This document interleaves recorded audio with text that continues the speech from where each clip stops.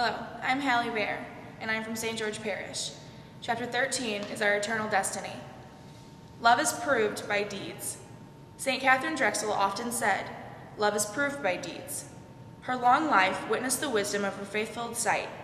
Born in Philadelphia in 1858, Katharine was the daughter of a wealthy banker.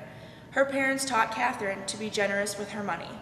Mr. Drexel trained his daughter to realize that one's money is meant to be shared with others. Her father died in 1885. By the terms of his will, Katharine was one of the beneficiaries of his estate during her lifetime. That year, Katharine traveled throughout the country and became acquainted with the difficult living conditions of the Native Americans. She began to build schools for the children, supplying food, clothing, furnishings, and salaries for the teachers. She also found priests to serve the spiritual needs of the people. As she became aware of the suffering of the African Americans, she extended her charitable efforts to them. Throughout her lifetime, working with the government's Bureau of Colored and Indian Missions, she encouraged and financially supported missions throughout this country. In 1891, with the sponsorship of her close family friend, Omaha's Bishop James O'Connor, Katharine Drexel founded the religious congregation, the Sisters of the Blessed Sacrament. She and her sisters took the vows of poverty, chastity, and obedience, and she took a fourth vow, to be the mother and servant of the Indian and Negro races. Mother Katharine Drexel used the income from her father's trust, $350,000 a year in the 1900s, to build over 60 schools in the rural U.S. West and South. She also established Xavier University in New Orleans, the only Catholic African-American college in the United States.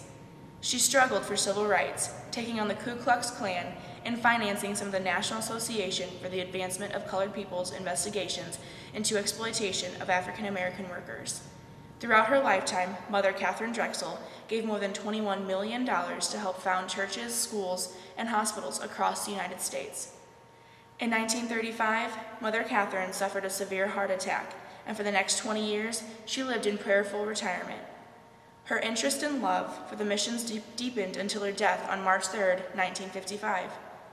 Pope John Paul II canonized Mother Katharine Drexel on October 1, 2000. She had lived the true meaning and virtue of the gospel, with heartfelt generosity. She put her money and her life where her heart was, with her beloved African and Native Americans. St. Katharine drew immense spiritual strength from her devotion to the Eucharist. In her adoration of the Blessed Sacrament, she discovered how to surrender herself totally to God. She wrote, "The Eucharist is a never-ending sacrifice. It is a sacrament of love, the act of love." She often prayed to the Christ in the Eucharist. "Help me each moment today and always to communicate myself to you by doing your will.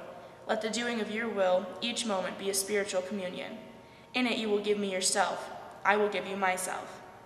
In her work for Native and African Americans, St. Katharine Drexel followed Christ's word, describing his care as the good shepherd for the sheep. "I came that they may have life and have it abundantly."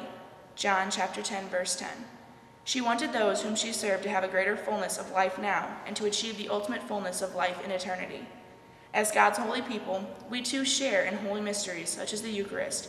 We are also related to all other members of the Church, those still living and those who have preceded us into the kingdom of heaven. We are thus part of the communion of saints.